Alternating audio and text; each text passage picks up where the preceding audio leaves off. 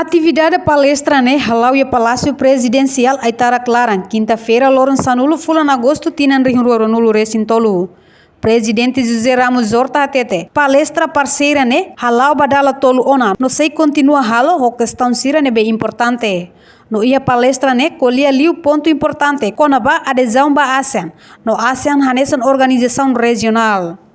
Nessa série, presidência halo dalla tolu ona, se continua halo.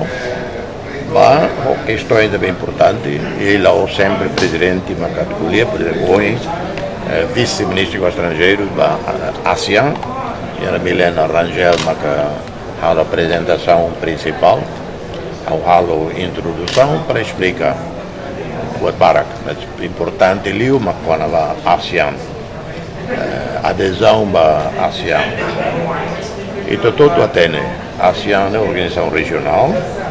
Vai ser a ASEAN Sanulo, importante até, representa 700 milhões, economia conjunto nessa linha muito importante até.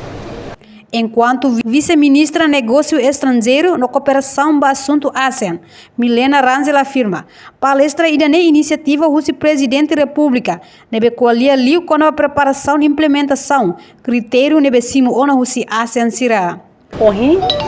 Inisiativa do presidente convida mais vice-ministra para assunto ASEAN, a explica que quando para ter implementação roteiro de que assim ou não se ASEAN.